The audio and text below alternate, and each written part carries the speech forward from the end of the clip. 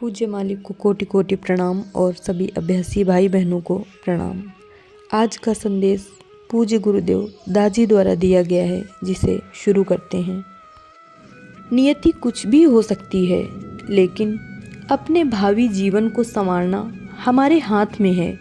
जब तक आप ठीक से पढ़ाई नहीं करेंगे, तब तक आप इंजीनियर नहीं बन सकते।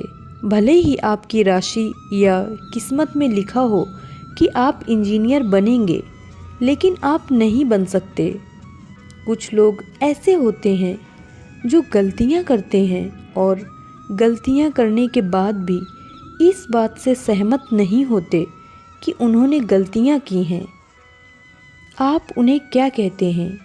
दूसरी श्रेणी में जो गलत काम कर रहे होते हैं, तो वे समझते हैं कि मैं जो कर रहा हूँ वह गलत है। कुछ लोग रुक सकते हैं और कुछ अभी भी जारी रह सकते हैं। ऐसे व्यक्ति भी होते हैं जो कार्य करने से पहले ही परिणामों के बारे में सोच लेते हैं, और ऐसे व्यक्ति भी हैं जो शायद यह चौथी श्रेणी है, जिसके बारे में शायद ही हम सुनते हैं कि अगर मैं इसी तरह सोचता रहा तो भगवान के साथ मेरे जुड़ाव का क्या होगा। सोच नामक चीज़ ही उन्हें परेशान करती है, ना कि करने से। और जब हम अपनी आंखें बंद करते हैं, हम अपने इरादे के पथ को देखते हैं। यदि आपके दिल में इरादा पैदा होने पर आप इसे काट सकते हैं, तो यह काफ़ी अच्छा है। तब आप इसके बारे में नहीं सोच रहे हैं, आप इस पर कार्यवाही नहीं कर रहे हैं, चाहे वह डिजिटल चीज़ हो या कुछ और। उदाहरण के लिए, अपने परिवार के सदस्यों की देखभाल करना या बड़े पैमाने पर अपने समुदाय या फिर कोई साधारण चीज़ें करना हो।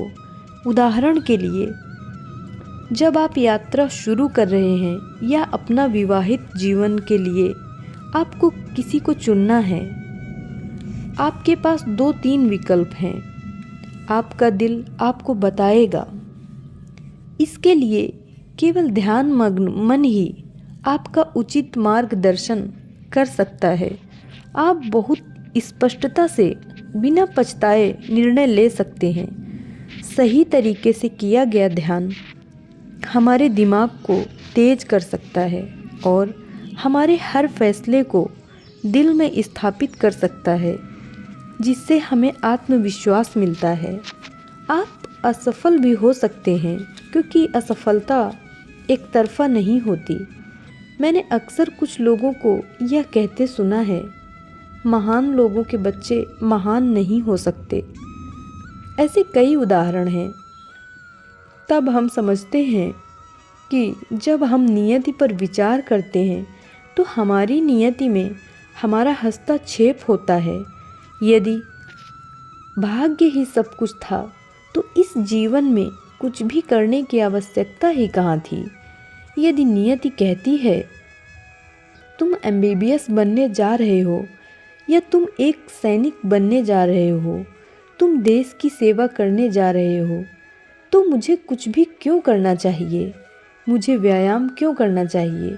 मुझे आर्मी स्कूल क्यों जाना चाहिए? यह पूरी तरह से अनावश्यक हो जाता है। तो नियति कुछ भी हो सकती है, लेकिन अपने भावी जीवन को संवारना हमारे अपने हाथ में है।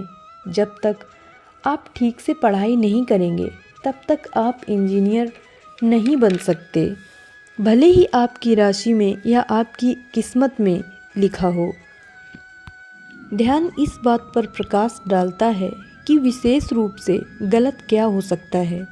हमारी प्राकृतिक प्रणाली इसी तरह से बनाई गई है कि भले ही आप ध्यान न करें, हमारा सिस्टम यह पहचानने के लिए बनाया गया है कि क्या गलत है।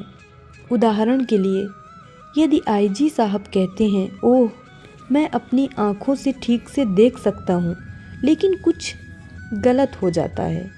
जब भी चीज़ें क्रम में होती हैं, वे चीज़ें प्राकृतिक योजना में होती हैं। इस पर हम ध्यान नहीं देते हैं। जिस क्षण कुछ गलत हो जाता है, हम उस क्षण अप्राकृतिक हो जाते हैं, हम उसे नोटिस करते हैं। लेकिन जो लोग ध्यान करते हैं वे कई बार चीज़ों को घटित होने से पहले ही उजागर कर देते हैं और अच्छी बातें जो बहुत लोगों से दूर होती हैं और बहुत से लोगों को समझ में नहीं आती कि मैं जो कर रहा हूँ वह अच्छा है या बुरा, लेकिन वे अच्छी बातें ही करते रहते हैं, यह ठीक है। लेकिन ध्यान मग्न मन यह सुनिश्चित करेगा कि ये अच्छी चीज़ें अभी और भी बेहतर तरीके से की जा सकती हैं। इसलिए जब हम किसी भी चीज़ पर चिंतन करते हैं तो निरंतर सुधार होता है। अधिकांश समय जब आप रात में सोने के लिए जा रहे होते हैं तब आप अपनी दैनिक गतिविधियों पर विचार कर रहे होते हैं। आपके दिमाग में सबसे पहले क्या आता है? जिन चीज़ों के साथ आपने ना समझी की, जिन चीज़ों को आप भूल गए, मुझे यह नहीं करना चाहिए था और मैंने यह किया, वह पहली बात है। दूसरी बात, यदि आप अभी भी समझदार हैं, ओह मैंने यह किया लेकिन मैं इसे और बेहतर कर सकता था, इसलिए सोने से ठीक पहले कुछ चिंतनशील क्षण भी हमारे जीवन शैली को बेहतर बनाने में हमारी मदद कर सकते हैं। हम अपनी बहुत सारी गलतियां दूर कर सकते हैं। सुबह ध्यान और रात के समय जब हम दिन प्रतिदिन की गतिविधियों पर विचार करते हैं तो हम अपनी जीवन शैली को काफ़ी हद तक सुधार सकते हैं। मैं आपको एक सरल उदाहरण देता हूँ।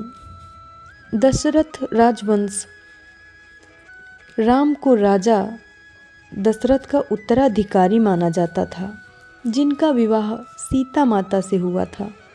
विश्वामित्र और ऋषि वशिष्ठ, उन्होंने घोषणा की कि यह सबसे अच्छी जोड़ी है, उनके जीवन में कुछ भी गलत नहीं हो सकता, बेहतरीन मैच। लेकिन हम सब जानते हैं कि किसी भी जोड़े के जीवन में जो कुछ भी हो और सब कुछ गलत हो सकता है। उन दिनों उनके जीवन में भी गलत हुआ था। सीता माँ को कई बार छोड़ दिया गया। अपराधी कौन था? कोई और भी आपके जीवन की किस्मत बदल सकता है। माता कैकेयी ने राजा दशरथ को प्रभावित किया और कहा, मेरे वचन का क्या? यदि राजा दशरथ समझदार होते तो कहते, मुझे याद नहीं है, और पूरी बात बदल जाती। लेकिन उन्होंने सोचा, मैं एक राजा हूँ, मैं अपने वादे से पीछे नहीं हट सकता। लेकिन अगर कोई आपके द्वारा बनाई गई हर चीज़ को नष्ट करने वाला है तो आप कह सकते हैं, मैं भूल गया हूँ। भीष्म के साथ भी यही हुआ है। उन्होंने शपथ ली, मैं हस्तिनापुर के लिए लड़ूंगा, हस्तिनापुर की रक्षा करूंगा। लेकिन अगर वह समझदार होते तो यह देखना आसान बात होती। यदि उनका हित ऐसा होता तो वे पांडवों के पक्ष में होते तो हस्तिनापुर सुरक्षित रहता। अंत में जब वे मरने वाले थे तो उन्होंने भगवान कृष्ण से पूछा, ऐसा क्यों? कृष्ण उनसे कहते हैं, यह तुम्हारी गलती थी। आपको अपने वादे पर कौरवों का पक्ष लेने का बहुत घमंड था, जो गलत था। तो अपनी बात पर वापस आते हैं। अगर वह ठीक से ध्यान कर रहे होते तो शायद उन्होंने ऐसी गलती नहीं की होती। कैकेयी के साथ भी यही बात थी। यदि वह ध्यान कर रही होती तो पति से बड़े बेटे को जंगल में जाने से रोकती, न कि जंगल में जाने देने का अनुरोध करने का विचार भी करती। जंगल क्यों? यदि आप भरत को राजगद्दी देना चाहते हो तो दे दीजिए, परंतु यह क्यों कहते हैं कि उन्हें वन में जाने दो? ये तो बेतुकी बात है। इसीलिए ध्यान करना बहुत महत्वपूर्ण है। धन्यवाद।